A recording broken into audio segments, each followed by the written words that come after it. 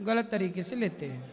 तो कोई अच्छी बातें हों, धार्मिक बातें हों, कुछ अच्छा हो, पूछने लायक तो पूछिए, जिससे हमारा भी आपका भी ज्ञान बढ़े।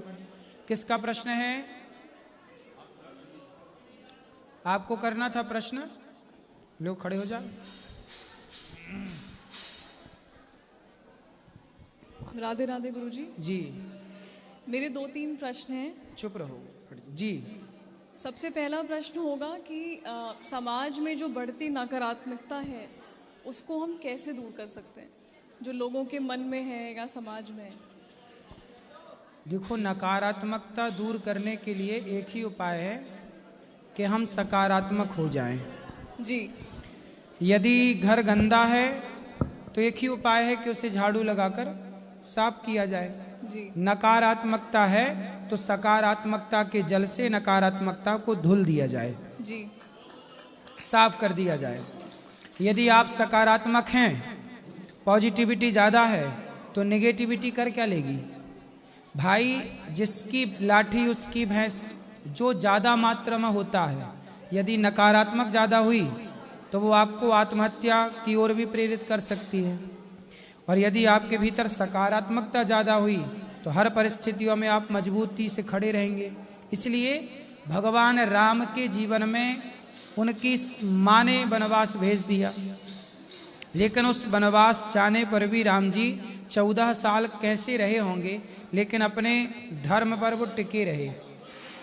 इतनी नकारात्मकता के बाद भी राम सकारात्मक रहे। राम की पत्नी को चुरा लिया रावण ने, राम रो रहे हैं।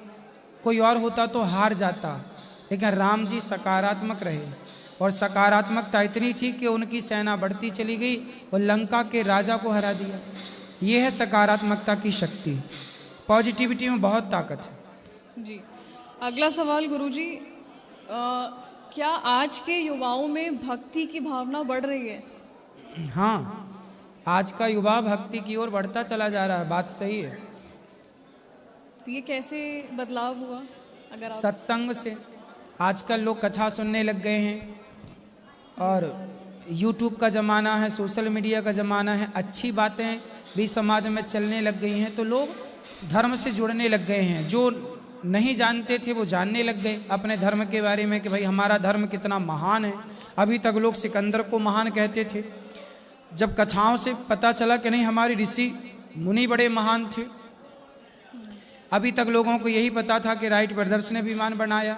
अभी तक लोगों को यही पढ़ाया गया कि हम बंदरों की संतान हैं, लेकिन अब जान गए कि नहीं, हम ऋषियों की संतान हैं, और हमारे विमान का आविष्कार हमारे ऋषि मुनियों ने पहले ही कर दिया था। तब तो रावण विमान पर ही तो चढ़ा कर ले गया था सीता मैया को, तो विमान तो हमारे यहाँ पहले से थे।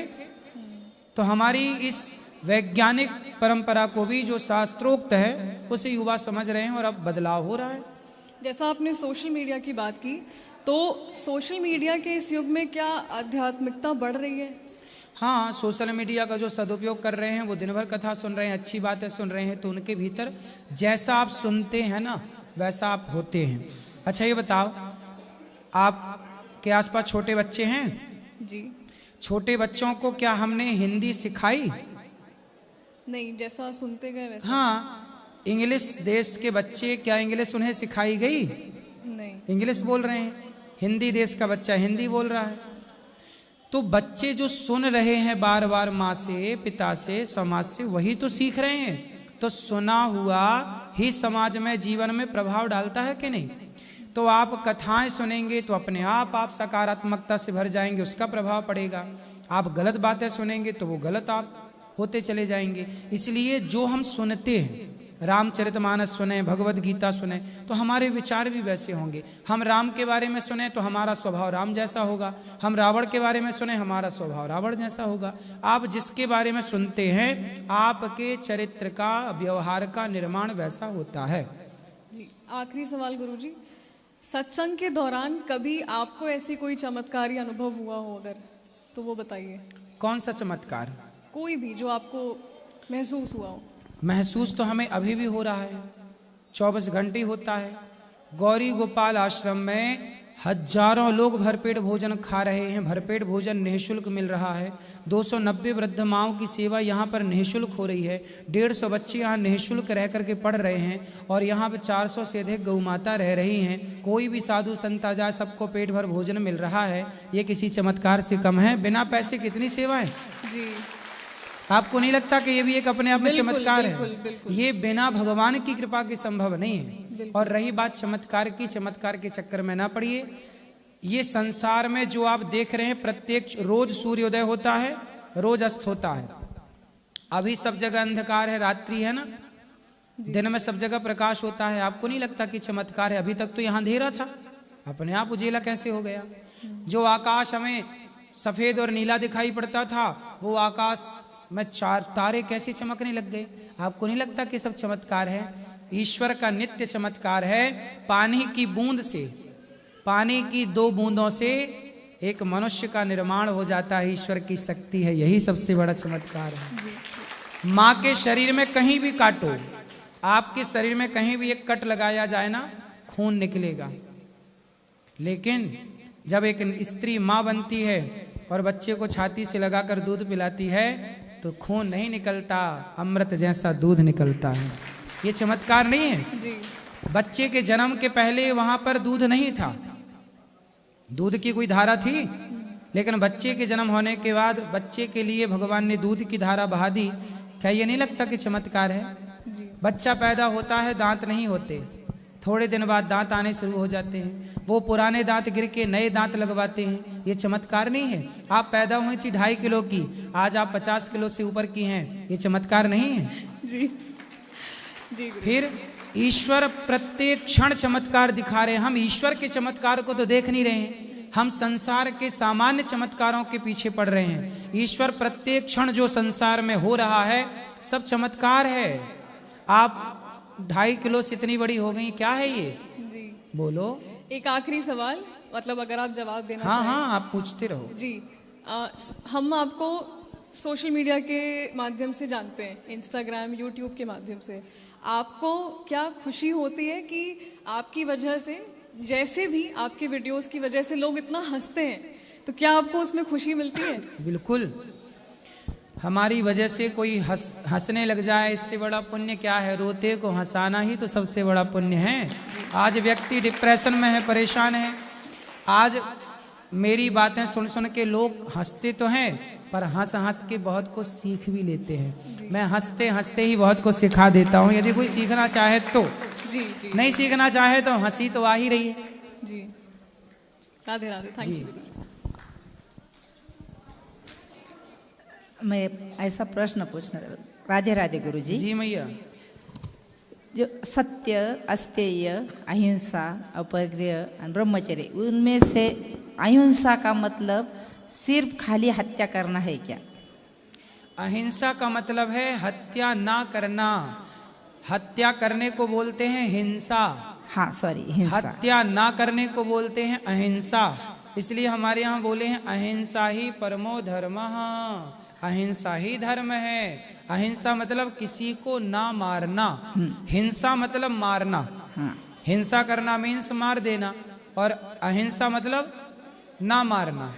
खाली मारना ही अहिंसा है कि किसी के माध्यम से? ना मारना अहिंसा है। ना मारना अहिंसा है। चींटी को ना मारना, बकरे को ना काटना, मुर्गी को ना मारना ही अहिंसा है, और किसी को मारना ही हिंसा है। किसी को आत्मा को दुखाना, कठोर बोलना। हाँ, ये भी एक हिंसा है। हाँ, मैं वही बोल रहे हैं। मैं आपको अभी कुछ गलत शब्द कह दूं, आप रोने लग जाएं, ये भी एक हिंसा है। हाँ। मानसिक हिंसा, शारीरिक हिंसा, हाँ। ये भी तो हिंसा है। और जो अस्तेय है वो मतलब चोरी करना। हाँ। चोरी करना, मैंने सुना, ऐसा सुना कि मैं कुछ पहनूं अच्छा तो दूसरों को लगेगा इसने अच्छा पहना है तो मैं चोरी करूं, मुझे उसकी भावना हो जाएगी चोरी करने की। ये कहीं सही है क्या? नहीं, चोरी क्यों करें और चोरी की भावना क्यों आए? हाँ, तो हमें क्या अच्छा नहीं रहना चाहिए किसी को? चोरी हम क्यों करें, चोरी ना करें, यही बात हो। चोरी करने की आवश्यकता ना पड़े। धन्यवाद। सीताराम गुरुजी। जी सीताराम जी, मैं आपके पास 20 तारीख को आया था बॉडीगार्ड बनने के लिए। तो उसमें गुरुजी 1,10,00,000 व्यूज़ गए उस वीडियो में। हाँ, तो फिर मेरे को अगले दिन बुलाया गया था 21 को आइडेंटिटी लेकर, तो मैं आया। फिर 30 को बुलाया गया था, आज बुलाया गया था। आज सारे बोल रहे हैं उनसे पूछो। क्या बॉडीगार्ड के लिए आपने बोला था ना? अच्छा, बॉडीगार्ड के लिए। अच्छा, आप ही हैं बॉडीगार्ड? जी। तो बॉडीगार्ड बनना है आपको? जी। किसका? आपका। अच्छा, तो बन जा। हमने बताया तो था, पूछा था पैसा कितना लोगे, आप बताए ही नहीं। जितने उनको देते हो उनसे कम दे देना। ठीक है। किससे बात करूं?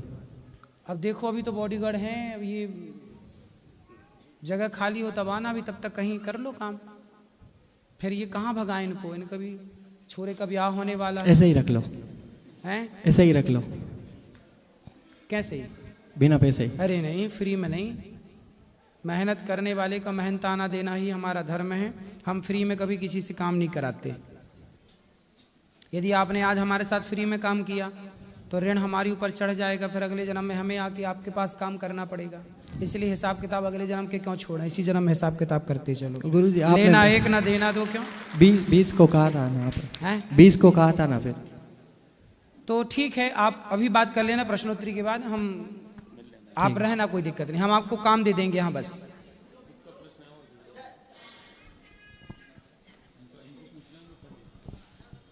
राधे राधे गुरुजी। जी, आपके चरणों में मेरा कोटि कोटि प्रणाम जी। और मेरा सपना था कि गौरी गोपाल में आके आपकी कथा सुनने का मौका भी मिला और झूमने का मौका भी मिला। एक मैसेज है सर जी की आप भेज दीजिए मेरे पत्नी को कि जो फिजूल खर्चा करती है वो खर्चा ना करे। पत्नी कहाँ है? पत्नी साथ में नहीं आई अभी, दोबारा मैं आऊँगा सर जी तो उनको साथ में लेके आऊँगा। तो फिजूल खर्चा करती है? Yes sir. तो कहाँ ज्यादा खर्चा जाता है? वो खर्चा मतलब जहाँ नहीं करना है, जो चीज़ घर में होती है वो बार बार 2 बार 3 बार वही चीज़ें लाती है। क्या ले आती है? जैसे मतलब कोई भी घर की चीज़ हो जैसा, तो और मैं जो पैसा जो जमा करता हूँ वो ऐसा ही खर्चा कर देती है। वो मतलब वो कठिन समय में हमें दूसरे से मांगना पड़ता है। तो आप ले आना, समझाएंगे। चलेंगे, एक आप मैसेज भेज दीजिए उनको कि फिजूल खर्चा ना करें। बिल्कुल, आपकी पत्नी को मैसेज है कि फिजूल खर्चा बिल्कुल ना करें। क्या नाम है आपकी पत्नी का? उषा। उषा? हाँ, मेरा नाम दिलीप कोड़ी और मैं महाराष्ट्र से बिलोंग करता हूँ गुरुजी। उषा जी, फिजूल खर्चा ना करें, पति के पैसे को बचाएं, है ना? यस, ठीक है जी गुरुजी, ले आना, हम धन्यवाद। समझाएंगे। धन्यवाद गुरुजी, थैंक खुश यू। रहिए, खुश रहिए। और किसका प्रश्न है?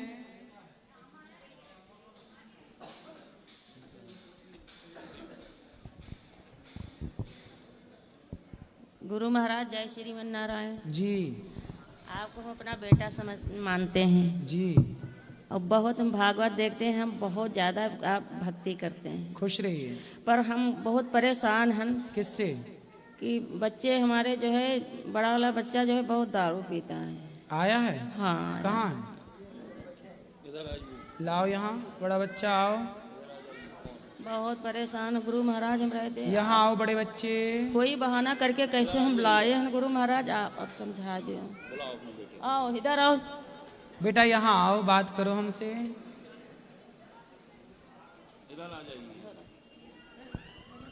क्या नाम है आपका?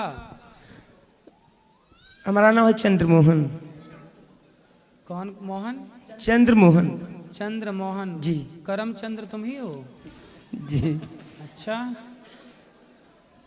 तो शराब पीते हो? जी गुरुदेव, कभी कहता। शादी हो गई? जी सर। पत्नी और बच्चे कहाँ हैं? हैं? पत्नी खुश हैं आपसे? हाँ, खुश है। अच्छा, और बच्चे कितने हैं? 4 बच्चे हैं। 4? तो छोरा छोरी क्या? 2 छोरी है, 2 छोरा है। अच्छा, तो बच्चों को भी शराब लाते हो कि नहीं, पिलाते हो कि नहीं? नहीं गुरुदेव। क्यों? बेटा कितना बड़ा है? बेटा है 15 साल का। 15 साल का? तो उसको शराब नहीं पिलाते? जी गुरुदेव। क्यों? थोड़ी बहुत पिलाओ, क्या है? अब क्या बताएं गुरुदेव आपसे, मेहनत का काम करते हैं। मेहनत का काम करते हैं, सुबह जाते हैं 4 बजे काम करने। ठीक है। मंडी को। ठीक है। हम लखनऊ से हैं। ठीक है। ठीक है। हाँ। गुरुदेव, तो में आलू बोझा उठाओ, हर चीज़ करो। तो सुबह से जाना गुरुदेव 4 बजे से जाना सुबह, और रात्रि दोपहर के 12-1 बजे आना। ठीक है। तो इतना हम थक जाते हैं गुरुजी जी कि हम आपसे बता नहीं सकते। नहीं थक जाते हो, बात तो सही है। तो थक जाओ तो घर आके सो जाओ चुपचाप। गुरुदेव सो तो जाएं। तो शराब पी लेने से थकावट उतर जाती है क्या? अब गुरुदेव आपसे क्या छुपाना। तो कल को बच्चे थकेंगे तो वो भी पिए शराब। आपकी पत्नी थक जाए, बर्तन धुलती काम करती, वो भी पीने लगे शराब। तुम ही बस थकते हो, हम भी तो थकते हैं काम करके, हम तो नहीं पीते शराब। गुरुजी वो तो बात हम मानते हैं आपकी, मतलब हम बहुत थक जाते हैं। आपसे ज्यादा हम थक जाते हैं, हम तो नहीं पीते। वो तो हम मानते हैं आपको नहीं पीते हैं, मतलब अब छोड़ देंगे। कितने की पीते हो रोज? कितने की? सुबह शाम पी लेते हैं बस। कितने रुपए की? बस 100 रुपये की। 100 रुपए की जी। 50 की सवेरे, 50 की शाम को जी। पौवा पीते हो जी। अच्छा। तो शराब 100 की कितना कमाते हो रोज का? गुरुजी जब जाते हैं तो कभी 500 मिल जाता है, कभी हजारों भी मिल जाते हैं, कभी 900 मिल जाते हैं, इसी तरह से। तो 100 रुपए रोज का पी लेते हो बेटा। 100 रुपए रोज के हिसाब से 3000 रुपए महीना हुआ। वो 3000 रुपए महीना में आपके बच्चे अच्छे स्कूल में पढ़ पाएंगे।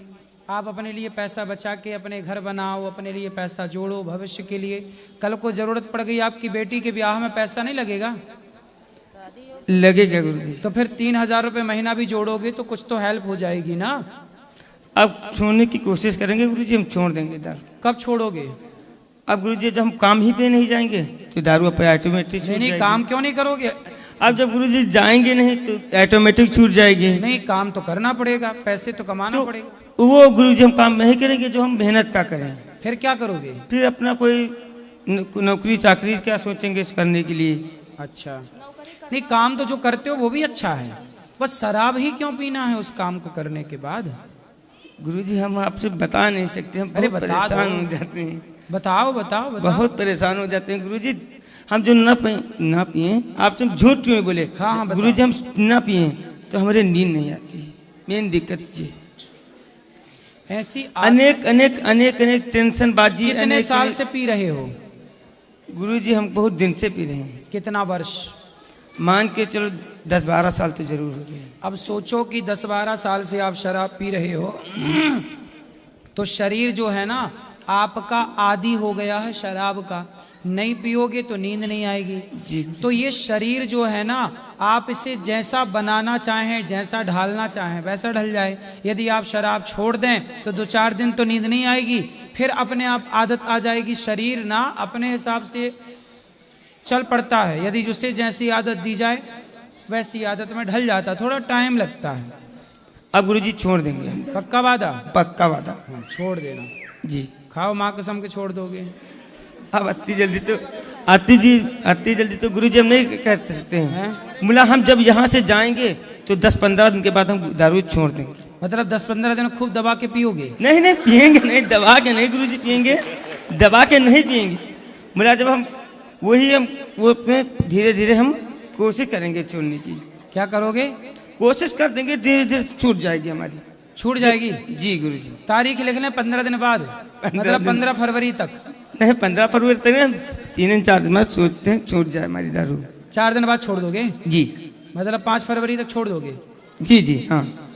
अब आप ये बात वादे के खिलाफ नहीं कह सकते हैं कि मतलब छोड़ी नाइट वेट वो नहीं हो सकती, मैं छोड़ देंगे। चलो छोड़ देना जी। खुश रहो, अच्छे हो, अब छोड़ देना। गुरु महाराज हमको तो बिल्कुल इतना जलते हैं देख के, इतना हम सामने नहीं जाते हैं। क्यों? हम माँ है ना, इसलिए हम बहुत बड़ी दुश्मन है इनकी। अरे बुलाओ, फिर से आओ यहाँ। लड़की शादी योग्य है, जवान है, लड़का शादी योग्य जवान है, ये बीबी झाड़ू पोछा कर। क्यों माँ की सेवा नहीं करते? गुरुजी करते हैं। तो माँ दुखी है आपकी? बेटा माँ है, भगवान की तरह होती है, थोड़ा माँ का ख्याल रखा करो ना। गुरुजी हम नहीं रखते तो इनका ख्याल रखता कौन है? हम नहीं रखते नहीं तो रखता कौन है? क्यों इनका भैया, ख्याल कौन रखता है? ये तो कह रहे हैं रखता हूँ ख्याल। ये रखते हैं। ये कौन है? लड़का है कौन सा? बीच वाला। इस तरह फिर बात कराओ। ए तुम ही बात करो छोरा। तुम बात करो, पहले तुमसे पूरी बात सुनो। जी गुरुजी। ये तुम भी इनके बेटा और ये भी इनका तुम्हारा भाई है ये? जी। तो देखो भाई सेवा करता है तो माँ को अच्छे से रखा करो। माँ है, तुम भी तो बाप हो बच्चों के। तुम्हारे बेटा तुमको अपमानित करें, तुम्हें गालियां दे, तुम्हें अच्छा लगेगा? नहीं गुरुजी। फिर इसलिए माँ है बेटा, तुम्हारी बचपन में तुम्हारी मालिश करी, तुम्हारा मलमूत्र धोया, उस माँ को दुख ना दो बेटा, बड़ा पाप लगता है माँ को सताने से। हम सब लोग गुरुजी बहुत समझाते हैं, बहुत। अब ना पीना, इससे आपका ही नुकसान है। शराब पियोगे, कल को कुछ हो जाए आपको तो कौन जिम्मेदार होगा? फिर इसलिए बेटा आपकी भलाई के लिए सब बोल रहे हैं, ये आपके दुश्मन नहीं है। जी गुरुजी। ठीक है, अब छोड़ देना है। और माँ को सॉरी कहो कि माँ अब नहीं दिल दुखाएंगे। बोलो सॉरी माँ जी। पाँव पढ़ लो माँ के, बोले अब दिल नहीं दुखाएंगे, है ना? हाँ, अब नहीं दुखाना माँ का दिल। गुरुजी आपको बहुत मानती हैं हमारी मम्मी। अच्छा, आपको बेटा समझती हैं अपना, खुश बहुत रहिए, मानती हैं। खुश रहिए। चलो और किसका सवाल?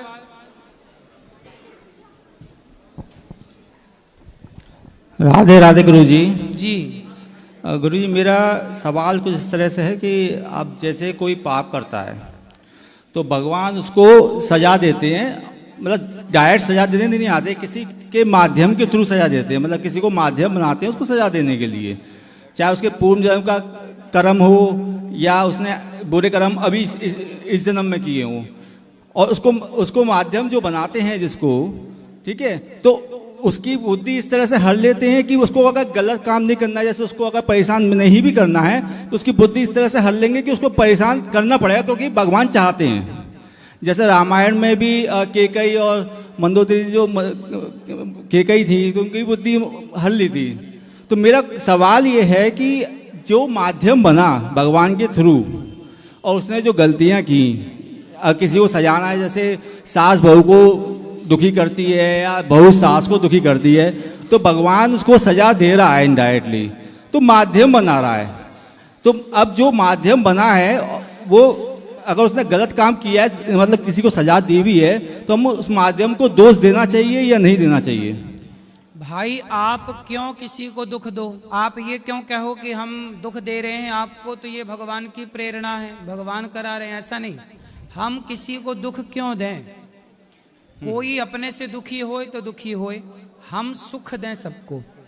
इस संसार में हम आए हैं ना, तो हम नए कर्म भी तो कर सकते हैं। माना कि हमारे द्वारा आपको दुख मिलना है, माना कि हमारे द्वारा आपको दुख मिलना है, लेकिन यदि हम सत्संगी हैं, समझदार हैं, तो हम अपने विचारों को बदल कर हम आपको दुख ना देकर आपको सुख भी तो दे सकते हैं। नहीं, आपकी बात सही है, नए कर्मों को भी तो हम क्रिएट कर सकते हैं ना। नहीं, मेरा सवाल जो था वो इस तरह से है कि भगवान को तो सामने वाले को कहीं ना कहीं दंड देना है, पर वो डायरेक्ट दंड देने नहीं आएंगे, किसी के माध्यम के थ्रू करवाएंगे। ठीक है, तो वो माध्यम, मतलब समझो कि वो माध्यम एक सही बंदा है, लेकिन उसकी बुद्धि भगवान ने इस तरह की कर दी है कि भाई तेरे को दंड देना ही है किसी, क्योंकि मेरे थ्रू करवा रहे हैं, मतलब उसको क्योंकि पापों की सजा देनी है तो माध्यम के थ्रू दिलवा रहे हैं। तो मेरा क्वेश्चन ये है कि माध्यम ने खुद नहीं कर रहा है, भगवान जी ने बुद्धि इस तरह ही करी और माध्यम से करवाया, तो माध्यम इसमें गलत है या सही है? मतलब उसने गलत काम किया या सही काम किया, कैसे डिसाइड करेंगे ये आप डिसाइड नहीं कर सकते ना कि भगवान हमसे किसी का। अब देखो, गौरी गोपाल आश्रम में वृद्ध माताएं रहती हैं। दुर्योधन ने द्रौपदी की साड़ी उतारी, तो क्या भगवान चाहते थे कि द्रौपदी की साड़ी उतारी जाए?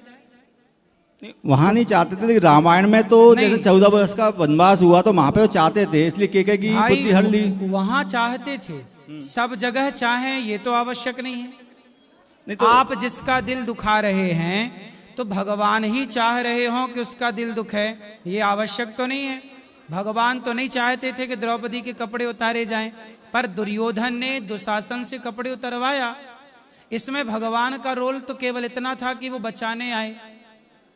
आप ये नहीं कह सकते ना कि द्रौपदी के कपड़े उतरने ही थे तो दुशासन ने उतारा।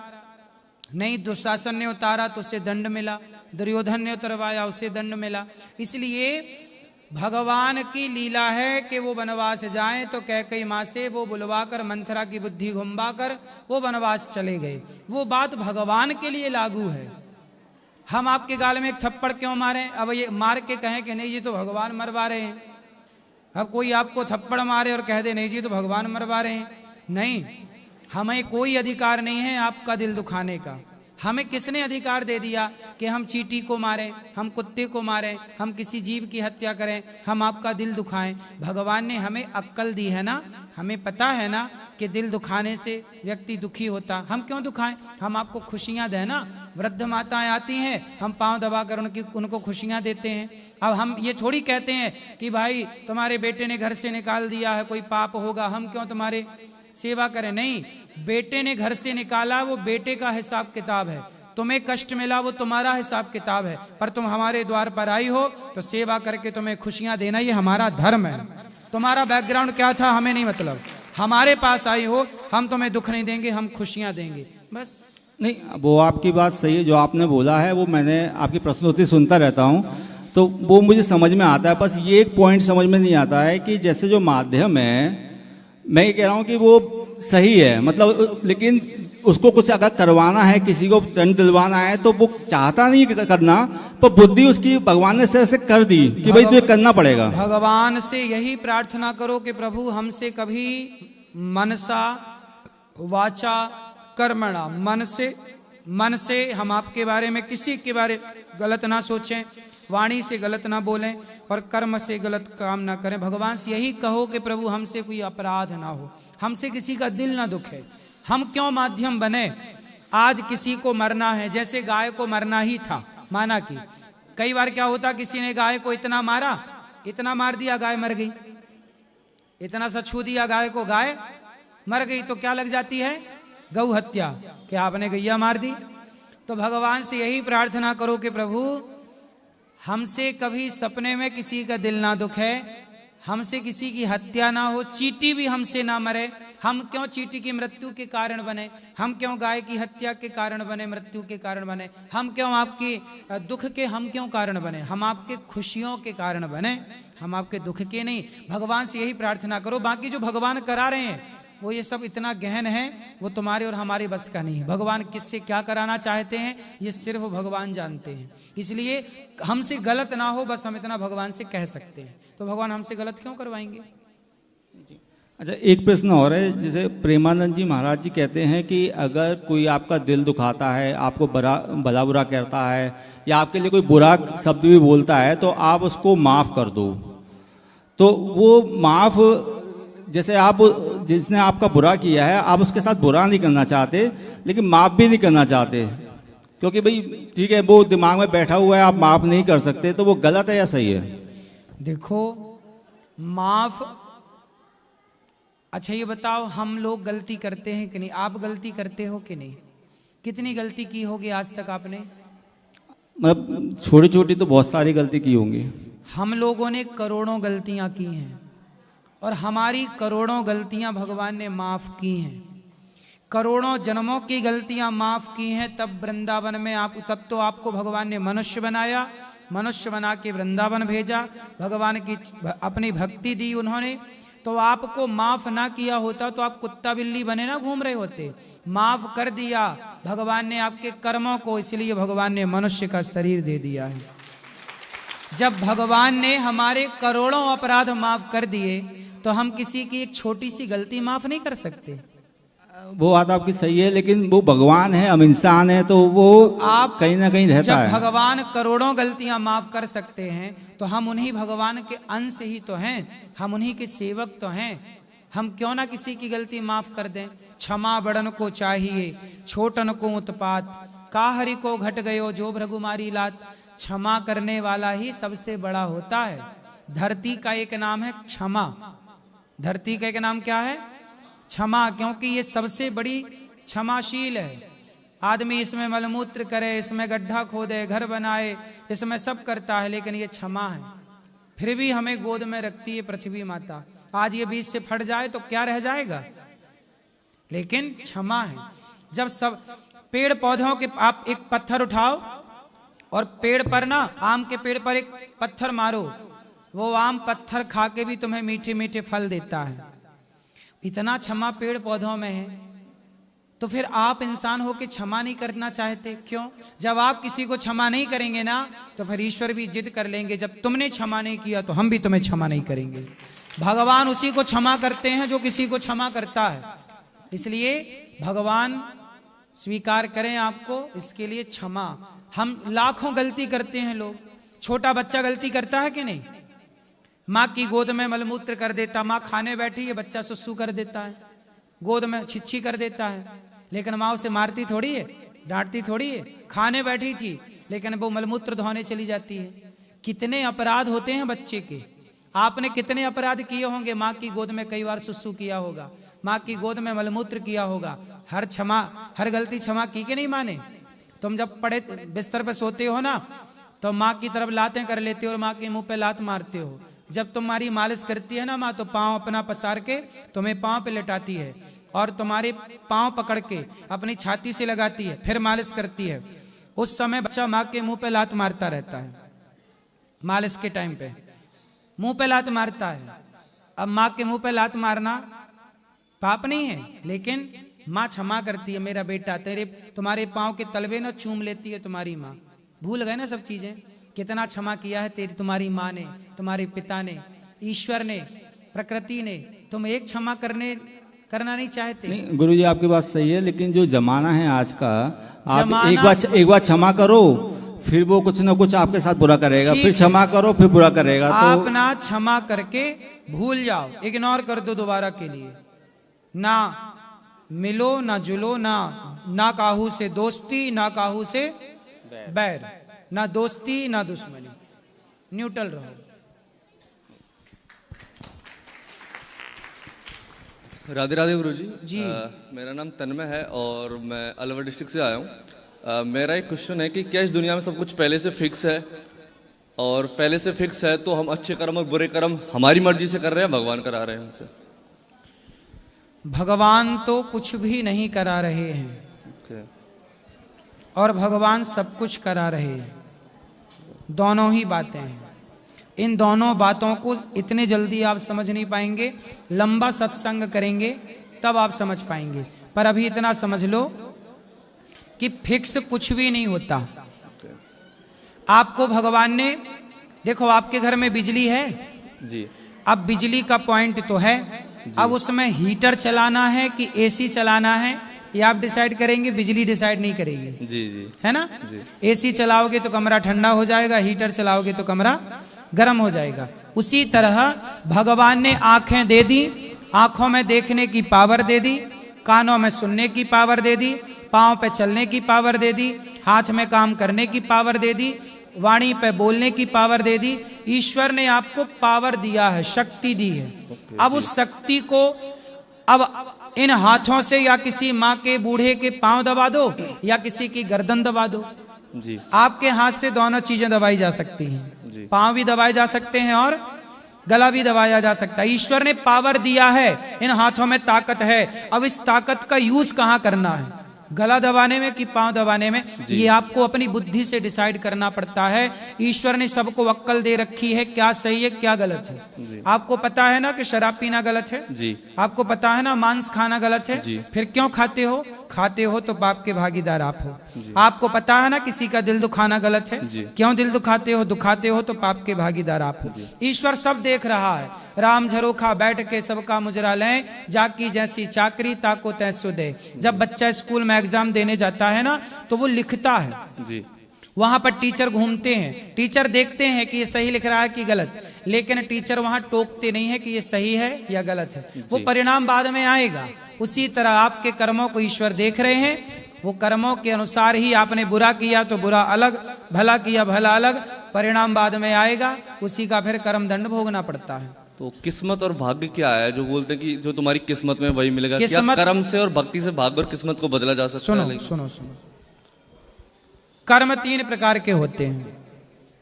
क्रियमाण, बोलो क्रियमाण, क्रियवान, संचित और प्रारब्ध। प्रारब्ध मीन्स भाग्य जी। कर्म करने से भाग्य बनता है, भाग्य जैसा कुछ नहीं है जी। कर्म ही आज हम कर्म करेंगे जी। तो हमें 500 रुपए मिलेगा मजदूरी। जी 500 रुपए हमने जो कमाया, वो जो क्रिया की वो क्रियमाण कर्म था जी। कि किया मेहनत तो 500 हमने तिजोरी में रख दिया, जी। वो हो गया संचित। जी जो आपने कमाया अच्छा या बुरा वो क्या हो गया, स्टोर, जी। संचित हो गया। फिर आपने वही 500 लिया और बच्चों के लिए मिठाई खरीदी, कपड़े खरीदे। तो जी। बच्चों के भाग्य में मिठाई कैसे आई? आपने कर्म करके पैसे कमाए, उसी पैसे से मिठाई आ गई। तो जो आप कर्म करते हो वो कर्म इकट्ठे होते रहते हैं, अच्छे या बुरे। जी गाली दे रहे हो या सेवा कर रहे हो, सब इकट्ठा हुआ। फिर जो इकट्ठा हो गया है वही जब आपको मिलना स्टार्ट होता है, जी। अच्छे का अच्छा और बुरे का बुरा, उसी को कहते हैं भाग्य। जी। अरे मेरे भाग्य में तो ये है, मैंने अच्छा किया होगा तो मेरे भाग्य में सब अच्छा है, मैंने बुरा किया होगा मेरे भाग्य में बुरा है। दशरथ जी तड़प रहे हैं, राम मत जाओ वनवास, राम मैं मर जाऊंगा। राम के भाग्य में दुख था, क्यों जी। था? क्योंकि दशरथ जी ने एक श्रवण कुमार को बाण मारा, उनके पिता तड़प तड़प कर मरे। तो जब आपने किसी को तड़पाया जी। तो आपको तड़पना पड़ेगा। जी तो दशरथ जी ने तड़पाया श्रवण के माँ बाप को, उन्हें भी तड़पना पड़ा। जी। तो वही भाग्य था, दशरथ जी के भाग्य में दुख था। क्यों था? क्योंकि उनके भाग्य का दुख आया कहां से? उनके कर्म से। कर्म ना किया होता, श्रवण कुमार को बाण ना मारा होता, तो क्या दशरथ जी के भाग्य में दुख आता? इसलिए तो कहते हैं कोऊ ना काहू को सुख दुख कर दाता, निज कृत कर्म भोग सब भ्राता। आप जो अच्छे कर्म करते हो ना बेटा, जी। वही कर्म आज का कल आपको भाग्य बन के मिलता है। पर कभी कभी लाइफ में अनएक्सपेक्टेड चीज़ें हो जाती हैं, हमने सोचा भी नहीं है कि ऐसा हो जाएगा, और हमारी भावनाएं भी ठीक हैं, चीज़ें भी ठीक हैं। सपोज कि हम किसी चीज़ की प्रिपरेशन कर रहे हैं और उसमें असफल हो जाए, हमने अपना 100% दिया उस चीज़ में, लेकिन हमने तो पूरी तरह से किया, लेकिन या फिर हम मान के चलो मैं वृंदावन आया हूँ, घूम रहा हूँ, मैंने सोचा नहीं कि मेरे साथ कुछ भी हो जाएगा और कुछ भी हो भी जाता है, जो मैं तो अपनी अच्छी भावना से आया हूँ, तो वो क्या है?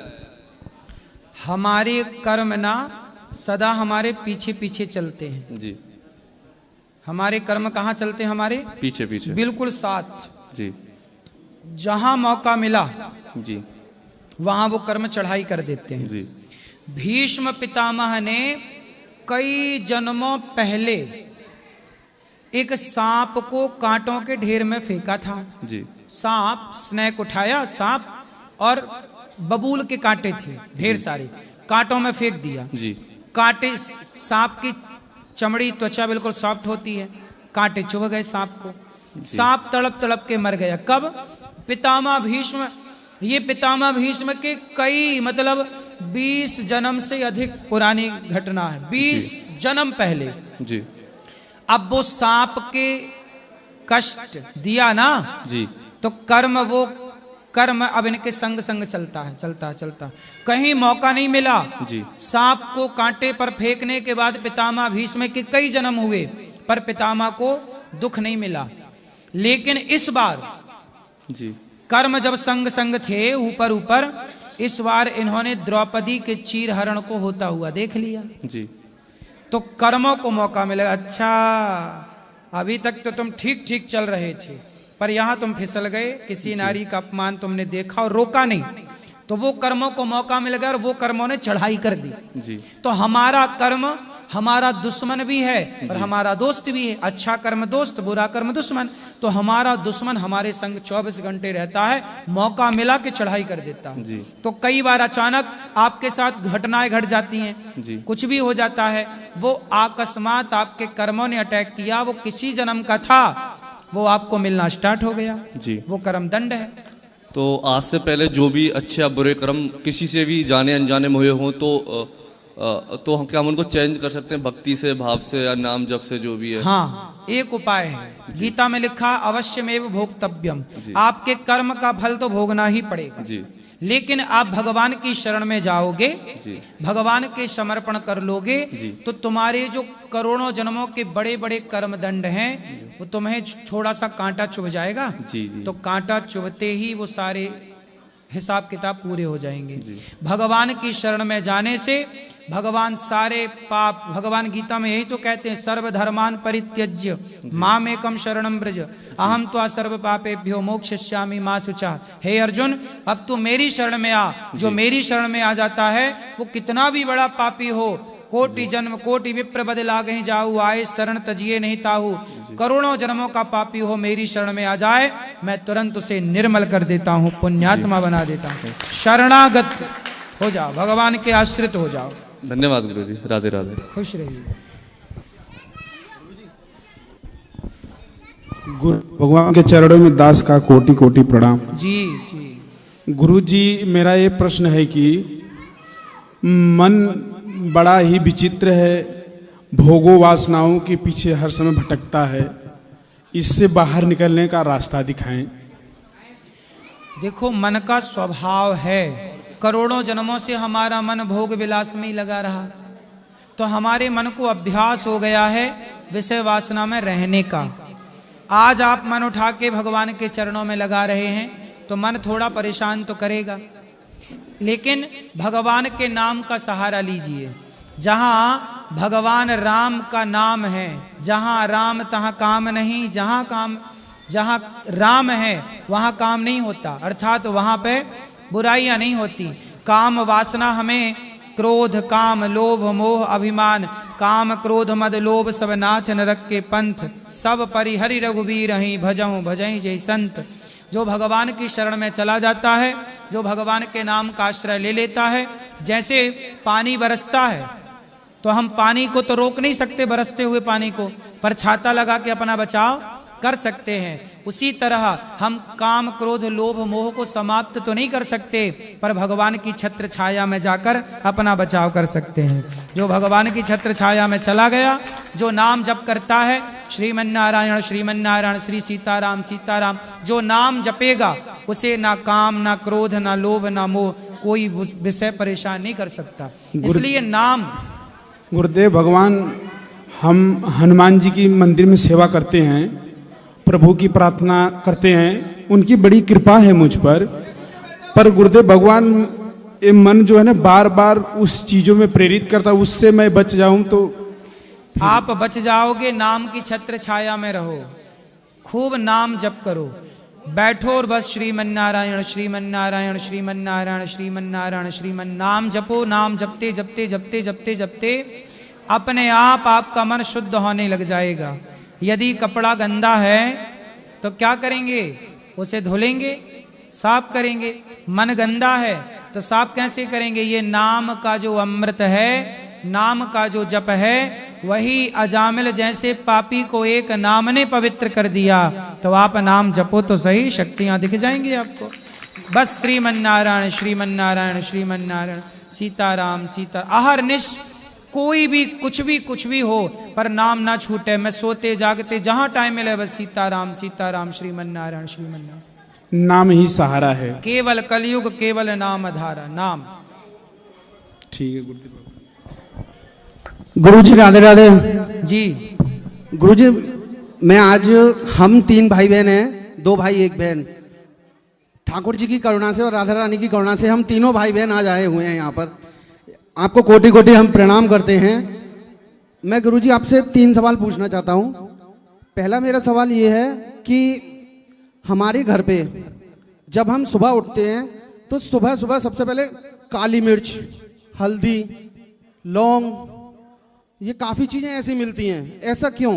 या किसी से कुछ आपके द्वार पर जी कौन रख के जाता है? नहीं पता। एक कैमरा लगा दो, पता चल जाएगा कौन रख के जाता है। अच्छा ठीक। दूसरा गुरुजी, हमारे छोटे भाई ने एक कार्य खोला है जो कि थोड़ा अजीब नाम से खोला है।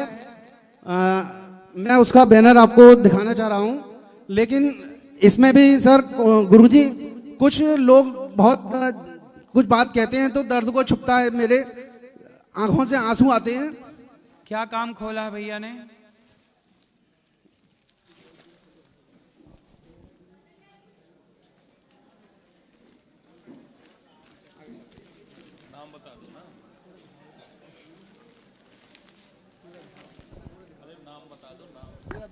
गरीब मोदी वाले के नाम से सर अलीगढ़ में हमने दुकान खोली है, जो कि फल लगाता है हमारा छोटा भाई। सही है। ठीक है, लोग कहते हैं गुरुजी कि तेरा भाई क्या फल लगाता है, दुकान नहीं है। हम कहते हैं दुकान है। हम कहते हैं आज अगर फल लगाता है तो क्या हो गया, आने वाले समय में दुकान लगाएगा। अरे भाई ऐसा लोग क्या कहते हैं, परवाह क्यों करते हो? हम यही समझा समझा के बूढ़े हो जाएंगे कि भाई लोगों की परवाह ना करो, आप अपना काम करते रहो। लोगों को तो बोलना है, ठीक, बोलने तो आप अपना काम करो ना, लोगों के चक्कर में ना पड़ो। लोगों के चक्कर में पड़ो तो कुछ भी ना कर पाओगे। और गुरुजी हमारे जहाँ जो है ना, मेरे पापा जी थे, पापा जी को कैंसर हुआ था। एक तो हमारा, मैंने आपसे पहले भी मेरी मुलाकात हुई थी आश्रम में, मैंने आपसे पूछा था कि हमारा दक्षिण मुखी मकान है। आपने कहा था कीर्तन किया करो। हम कीर्तन भी करते हैं, लेकिन हमारी यहाँ बीमारियां पीछा नहीं छोड़ती हैं। आप अपने दरवाजे का ना कलर, किस कलर का दरवाजा है? इसी कलर का है, गेरुआ रंग का। ठीक है, कहते हैं दक्षिण दिशा में यदि कोई दरवाजा है तो उसे लाल या पीला कर देना चाहिए, तो उसका दोष खत्म हो जाता है। ठीक। और गुरुजी हमारे यहाँ पर जो आपने कहा, जैसे हम किसी जानवर को या किसी चींटी को मारते हैं, हमारे यहाँ चूहे बहुत हैं, काफ़ी चूहे हैं। अगर मैं उनकी दवा डालता हूँ या हमारा नुकसान या मुझे कुतर जाते हैं। हमारे यहाँ तो ढेर चूहे यहाँ बाहर घूमते, अभी थोड़ी देर पहले ही घूम रहा था चूहा कथा के टाइम। एक मैं ये पूछना चाहता था कि उनके लिए दवा डालना उचित है या नहीं? अरे काहे दवा डालो, बिल्ली पाल लो ना। चूहे के लिए बिल्ली, बिल्ली के लिए दूध, लेकिन हमारे यहाँ दूध ये के लिए गाय। कि बिल्ली पालते क्या हैं। ईश्वर ने व्यवस्था बनाई है? चूहे के लिए क्या रखोगे घर में? बिल्ली ले आओ, मौसी आओ, आ जाएगी, और बस घूमते रहने दो उसको। दूध पिला दिया करो बिल्ली को, और दूध के लिए गैया रख लो एक ठो, मस्त चूहे से निजात मिल जाएगी। सर घर हमारा अभी इतना बड़ा नहीं है, मात्र 24 गज का मकान अरे है तो हमारा। बिल्ली रखने के लिए कितना बड़ा घर चाहिए? हाँ, बिल्ली पूरे घर में थोड़ी रह लेगी। लेकिन गुरुजी कहते हैं कि गाय होनी चाहिए घर में। घर में होनी चाहिए, जब हो जाए सामर्थ्य तब रख लें, पर बिल्ली तो रख लो, चूहे से निजात मिल जाएगी, सारे चूहे खा जाएगी। राधे राधे गुरुजी। राधे राधे। राधे राधे प्रभु जी। हाँ जी। मैं महाराष्ट्र से आया हूँ। थोड़ा जोर बोलो, जोर से। हाँ, मैं महाराष्ट्र से आया हूँ, पहली बार आपसे। जी। ए भाई माइक वाले भाई। मैं महाराष्ट्र से आया हूँ आपसे मिलने। हाँ। तो मेरा एक प्रश्न था आपसे कि जैसे मैं अभी कृष्ण भक्ति में पहली बार लगा हूँ, मतलब अभी स्टार्ट किया है करना, तो महाराज जी मैं जब माला जप करता हूँ ना, तो मेरा मन इधर उधर भटकता है, मतलब ऐसा शुरू है ना बेटा, नहीं हो रहा है। भटकने दो, खूब सारा उसे और भटकने दो, पर आप नाम जप करते रहो। हाँ। कितने दिन भटकेगा? एक ना एक दिन वो आपके कंट्रोल में आएगा। मतलब विचार आते जो हमारा पास में जो हुआ है ना, तो मतलब खाया जाता है कि यार मैंने क्यों किया, मतलब मेरे साथ बहुत गलत हुआ है। तो मतलब जब माला जप करता हूँ तो अभी आते, तो मतलब दिन में क्यों नहीं आते, जब मैं वर्किंग टाइम में रहता हूँ तब ऐसा क्यों होता है? उस समय आपका मन बिजी है। अब धीरे धीरे कथा सुनो, धीरे धीरे नाम जप करो, तब मन लगेगा। ऐसे नहीं लगता मन ना बेटा। हाँ। मन को थोड़ा टाइम दो, मन भटक गए तो भटकने दो, पर आप जप करो और कथाएं सुनो, धीरे धीरे कंट्रोल होगा। राधे राधे। राधे राधे बुआ जी। मैं संगम नदी से नहा कर आ रहा हूँ। संगम नदी? जी बुआ, नदी है प्रयागराज, वो नदी है। संगम से मैं नहा के आ रहा हूँ बुआ। तो संगम नदी है। गंगा कौन है? हाँ वहीं गंगा नदी। अरे गंगा नदी नहीं है, गंगा मैया। गंगा मैया, गंगा माँ है। वहाँ जो हादसा हुआ बुआ, मैं वहाँ देखा आंखों से, और मैं राधे राधे का नाम जप करता हूँ। वहीं से जब घर से निकला था तो मैं आपसे मिलने के लिए आया जी। और मैं जस्ट आया और आपसे मेरा दर्शन हो गया बुआ। मेरा आशीर्वाद दीजिए। मैं आपका 1 साल से कथा सुन रहा हूँ बुआ। मैं बहुत लोगों का समझाने का कोशिश कर रहा हूँ, बट कुछ लोग ऐसे हैं जो समझ नहीं पाते हैं। समझाओ सबको, बहुत कोशिश करता हूँ बुआ समझाने के लिए। मेरा आशीर्वाद आपके साथ बना रहे बुआ, आशीर्वाद दीजिए बुआ। खुश रहिए, खुश रहिए। जय श्रीमन नारायण। जय श्रीमन नारायण। बाबा जी। हाँ जी। आपका चरणों में कोटि कोटि प्रणाम बाबा जी। खुश रहिए। मैं उड़ीसा से आया हूँ। मेरा एक प्रश्न यही है, मेरे को हरदम दुखाता है। मेरा जो मैं जान रहा हूँ मैं पाप कर रहा हूँ। जैसे कि मेरा व्यवसाय मच्छी का है। मच्छी का व्यवसाय? उसमें से मेरा परिवार चलता है, मेरा कुटुंब चलता है और मेरा सब घर बार उसी में चलता है। मैं चाह के भी छोड़ नहीं पा रहा हूँ, इसमें क्या करूँ? कितना कमा लेते हो? यही महीने को 20-25 हजार। कितनी मछली मर जाती हैं? जैसे कि हर हफ्ते में 3 बार बेचते हैं, तो उसी हिसाब से जितना भी 50 किलो 1 क्विंटल ऐसे भी हो सकता है।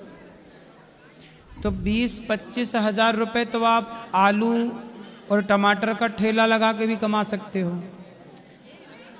नहीं कमा सकते? सब्जी का ठेला लगा के भी तो 20-25 हजार कमाए जा सकते हैं। 15 साल से यही कर रहे हैं, चाह के भी छोड़ नहीं रहे हैं, छोड़ पा रहे हैं। 15 साल में कितनी हजारों लाखों मछली मार दी होंगी आपने, और वो भी 20 हजार रुपए के लिए। करोड़ 2 करोड़ मिल रहे होते तो सोच भी लेते, लेकिन करोड़ नहीं अरबों भी मिले तो किसी की जान क्यों लेना बेटा? जब आपके पास ऑप्शन है, आप कुछ भी और काम कर लो ना। सब्जी का ठेला लगाओ, सब्जी की दुकान लगाओ, कुछ भी कर लो। 20 हजार रुपये 25 हजार रुपये तो कुछ भी काम कर लोगे, कमा लोगे। और एक प्रश्न है, हत्या से बच जाओगे। मैं कोशिश करता हूँ कि मैं माला लूं, माला जप करूं।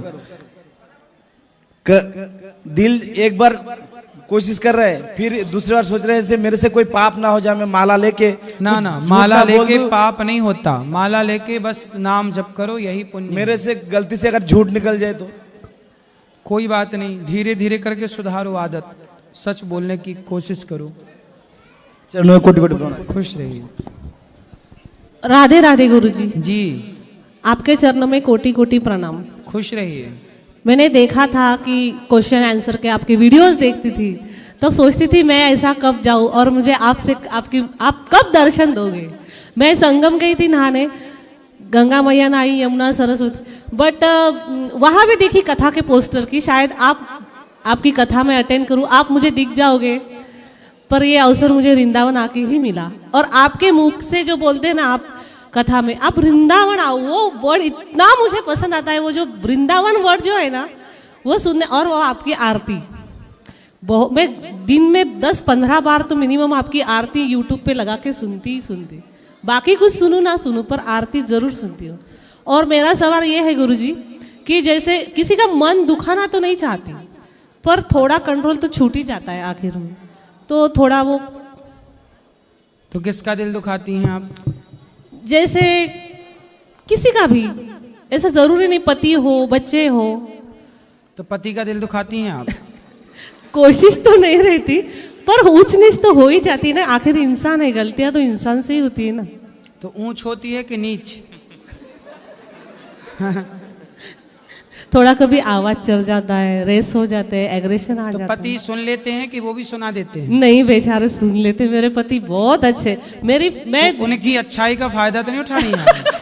वो बोलते हैं कि तू ना मेरी अच्छे, मैं शांत रहता हूँ ना, तू मेरी अच्छाई का फायदा तो नहीं उठाती। अभी भी बेचारे मैं 10-9 दिन से बाहर हूँ, अभी भी 2 बच्चे संभाल रहे। मैं संगम नहा के आई, आपसे मिलने आई, उनको भी ले आती, वो भी बेचारे नहा। वो बोले तू जाके आ, फिर मैं जाऊंगा, बच्चे तब तक मैं संभाल लेता हूँ। अच्छा, फिर बहुत समझदार हैं पति आप। नहीं सच में, मैं जीवन में बहुत खुश हूँ। मुझे घर परिवार सुख शांति, आप जैसे लोगों का आशीर्वाद, भगवान का आशीर्वाद, और जीवन में सब कुछ, पैसा सब जितना है मैं उसमें बहुत खुश हूँ। बस थोड़ी ऊंच नीच कभी हो जाती है। तो पति अच्छे हैं, मतलब फिर आपकी गलती है वहां, तो पति की गलती है? मानती हूँ ना मैं मानती हूँ मेरी गलती होती है। ऐसा किया करो, हर बार क्या करना, एक उंगली उठाओ, इसको यहाँ रखो, चुप रहो, बस यही बढ़िया समाधान है। रिश्तों में चुप रहना ही चाहिए, और रिश्तों में ना हार जाना चाहिए, सामने वाले को जिता देना चाहिए। पर ईगो बीच में आता गुरुजी। ईगो किसके लिए? इसी ईगो ने तो रावण का नाश कर दिया। बहुत कोशिश करती हूँ। ईगो क्यों, किस बात का घमंड है बताओ? नहीं घमंड नहीं, बट मैं ही क्यों करूँ, मैं ही क्यों आप ही नहीं करोगी, बच्चे आपके आप ही नहीं करोगी, कौन करेगा? पड़ोसन आएगी करने। नहीं, एक बात ऐसी हो जाती कि हाँ ये अपने बच्चे हैं तो अपन एडजस्ट, फिर दूसरों को क्यों नहीं कर पाते? उतनी अपने में ताकत क्यों नहीं? अपने बच्चे हैं करके उनकी गलती अपन माफ करके उनको एडजस्ट करते हैं, बट अपन दूसरों की गलतियां क्यों नहीं माफ करते? करो, यही तो बड़प्पन है। क्षमा बड़न को चाहिए, सबको क्षमा करो। किस किस से सब ईश्वर है ये मानो, किस किस की गलतियां देखोगे, इसलिए सबकी गलतियां समझाओ। सबको गलत है तो इग्नोर करते चलो, इग्नोर मंत्र याद कर लो। हर जो अच्छा ना लगे देखने में सुनने में उसे इग्नोर करो बस। और मेरा बड़ा बच्चा सर क्लास 6 में है, उसका जो अभी जैसे हम लोग कॉलेज में जो अपने बिहेवियर होते थे ना, उतने तो होते ही नहीं थे हमारे टाइम में भी, बट ये इनकी ना सर गुरुजी इनकी बहुत जल्दी जल्दी इनके ऐसा लगता है कि ये बहुत जल्दी बड़े हो रहे, इनके ना चेंजेस बहुत ज़्यादा दिखने लगे, तो उनको हैंडल करना भी थोड़ा प्रॉब्लमेटिक हो रहा है फिलहाल। आजकल के बच्चे समय के पहले बड़े हो जा रहे हैं, समय के पहले समझदार हो जा रहे हैं। सही है, बिगड़ भी जल्दी रहे। बिगड़ भी जल्दी रहे, इसलिए घर का माहौल अच्छा रखिए। जैसे आप वृंदावन आए ना, तो बच्चों को भी वृंदावन लाओ, यहाँ का दर्शन कराओ, सत्संग कराओ। जब थोड़ा सत्संग करेंगे बच्चे, तो उनके भीतर सत्संग के द्वारा संस्कार प्रवेश करेगा। वही संस्कार बच्चों के चरित्र की, वही संस्कार बच्चों के भविष्य की रक्षा करता है। इसलिए संस्कार बहुत जरूरी है। तो बच्चों को संस्कार कैसे मिलेगा? सत्संग से। तो आया करिए, तो बच्चों को भी लाया करिए।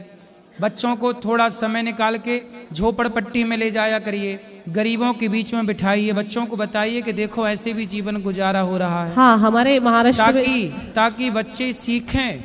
हम लोग ना हमेशा लग्जरी लाइफ जीते हैं और बच्चों को भी लग्जरियस देना चाहते हैं। इससे क्या होता कि बच्चे आरामदायक हो जाते हैं, बस आराम। उनके जीवन में कोई कष्ट आए तो वो घबरा जाते हैं।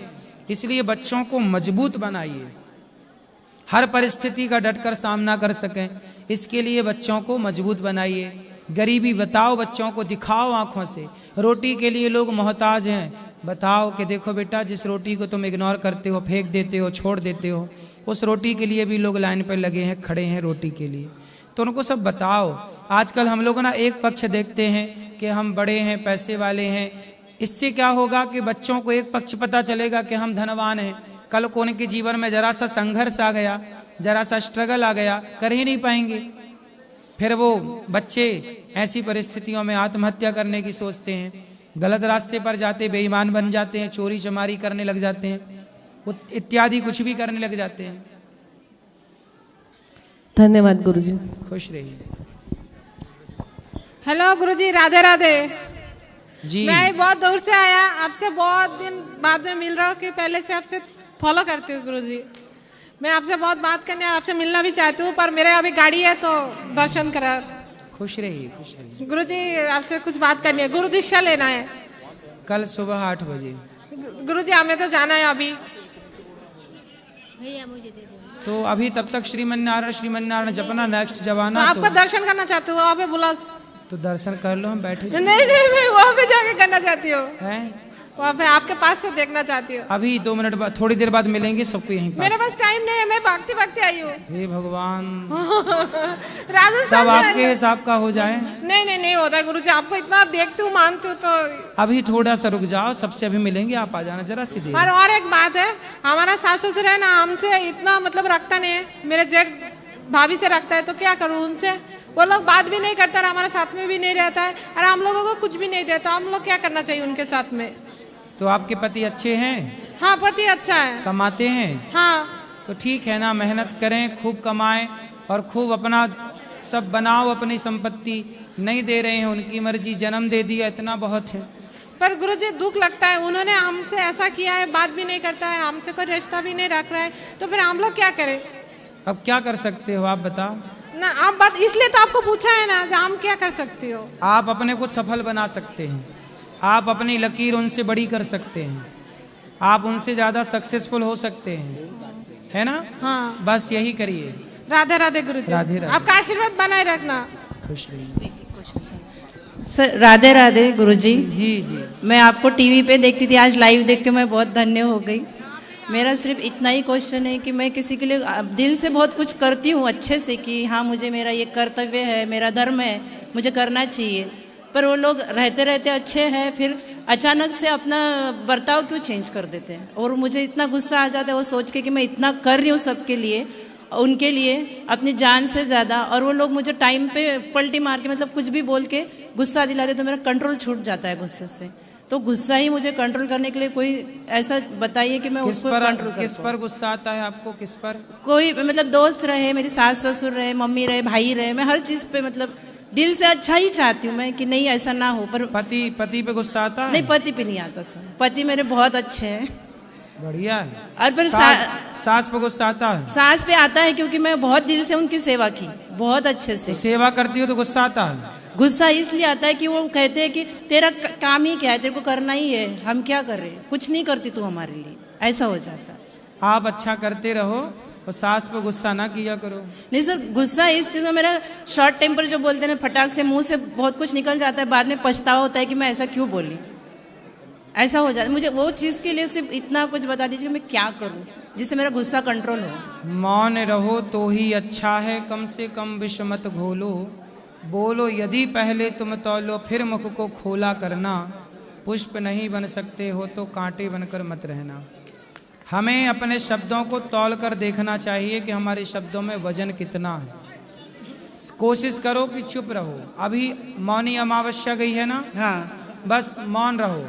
कोई मंत्र हो सर गुरुजी आप जो मुझे बोलेंगे मैं उसका जाप कर दूं जिससे मैं शांत रहूं। श्रीमन्नारायण, श्रीमन्नारायण बोलो श्रीमन्नारायण। श्रीमन्नारायण। जब गुस्सा आए बस चलता रहे श्रीमन्नारायण श्रीमन्नारायण, इसके अतिरिक्त कुछ ना हो। श्रीमन्नारायण। बहुत बहुत धन्यवाद गुरुजी। खुश रहिए। गुरुजी राधे राधे जी। गुरुजी मेरा आपसे 2-3 सवाल था, मतलब कोई पर्सनल टाइप का नहीं था, यहाँ पे आके बना है बस, जो आपके वचन सुने ना उससे बना है। तो मैंने सुना कि आपने बोला कि किसी का हत्या नहीं करना चाहिए, चाहे वो कोई भी जीव हो जंतु हो।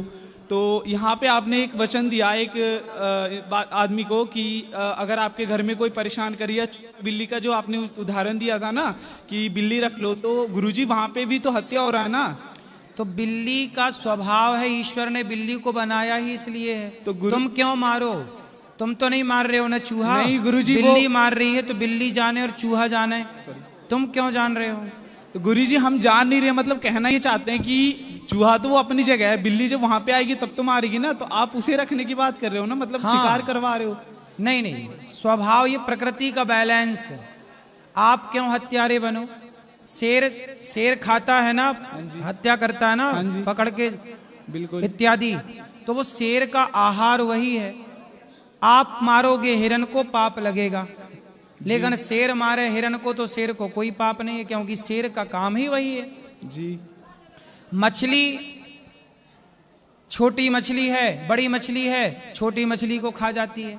मछली मछली को खा जाए तो मछली खाए, तुम क्यों खाओ मछली को, है ना? तो चूहा को बिल्ली खाए, हम क्यों भाई? हम या देखो वो उन्होंने क्या पूछा कि हम दवाई रख के मारें क्या? तो दवाई रख के आप चूहे को मारोगे तो पाप किससे लगेगा? हमें लगेगा, आपको लगेगा। लेकिन आप बिल्ली ले आओगे तो बिल्ली अपना वो साफ सफाई करती रहेगी, तो बिल्ली जाने और चूहा जाने। दवाई की जगह बिल्ली तो ले रहा है ना, तो उसकी जगह भी तो हम ही रख रहे हैं ना। ना ना ना, उसके दोषी आप नहीं हैं।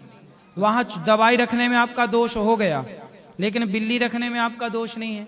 जी। पहले ऑलरेडी सबके घर में बिल्ली आया करती थी जी। आजकल लोग बिल्ली को घुसने नहीं देते, इसलिए व्यवस्था है। सर्कल चल रहा है ना, पृथ्वी गोल है, एक जीव दूसरे को खा रहा, दूसरा तीसरे को खा रहा है, ऐसी व्यवस्थाएं बनती हैं। जैसे आप शरीर जब मलमूत्र त्यागते हो तो आपका मलमूत्र सुअर खा लेता है। जी गुरुजी। ये व्यवस्था है, नहीं तो गंदगी कितनी हो जाती। जी गुरुजी। और गुरुजी मेरा एक सवाल और था, मतलब जब कहीं मतलब किसी भी जगह पे अगर किसी दोस्त के साथ हैं और अगर कुछ बात होती है, लड़ाई वगड़ाई, तो उसमें गुस्सा बहुत जल्दी आ जाता है, और लड़ाई वड़ाई में सबसे पहले ही मेरा ही हाथ उठता है, ऐसा मतलब गुस्सा बहुत जल्दी आता है, ये क्यों? गुस्सा सबको ही जल्दी आता है, क्योंकि आजकल हम सब गुस्से के गुलाम हो गए हैं, इसलिए गुस्सा हमारा दुश्मन है। उस क्रोध को देखो, क्रोध आना चाहिए, वहां क्रोध आना चाहिए जहां क्रोध की आवश्यकता है। आपके सामने किसी बहन बेटी का अपमान हो रहा है, लाज लुट रही है, बिल्कुल गुस्सा करो, पर जहां गुस्से की जरूरत नहीं है वहां क्रोध ना करो। हर चीज ईश्वर ने बनाई है, काम क्रोध लोभ ये गलत नहीं है, लोग इनका उपयोग गलत करते हैं, इसलिए परेशान होते हैं। ठीक है जी गुरुजी। मतलब और भी ये था कि मतलब गुस्सा को कंट्रोल करने के लिए होता है कि एक्सरसाइज वगैरह करो। सत्संग करो, करो, कथाएं हाँ, रोज सुनो और ध्यान लगाओ, सवेरे भगवान का ध्यान लगाओ, मेडिटेशन वगैरह ये सब भी करता हूँ। लेकिन जो एक्सरसाइज वगैरह जो अलग करता हूँ ना, तो उसके लिए घर वाले बोलते हैं कि तू मतलब कुछ भी अगर जो बीमारी उसके मतलब जो बीमारी हो जाती है कुछ भी, तो घर वाले कहते हैं कि तेरा इसके कारण नहीं हो रहा है, तू इसे छोड़ दे, मतलब एक चीज के पीछे पड़ जाते हैं। तो ऐसा क्यों होता है? आप कथा सुना करो, ध्यान लगाया करो, काम करो, पैसे कमाओ, समाज की सेवा करो, बस। क्या कौन बोल रहा छोड़ो, ठीक है। चलो, जो YouTube पर जुड़ रहे हैं चैनल को सब्सक्राइब कर लेना, शेयर कर लेना। आज के लिए इतना ही। अब जो सवाल रह गए कल फिर प्रश्नोत्तरी होगी तो पूछिएगा। सबको राधे राधे।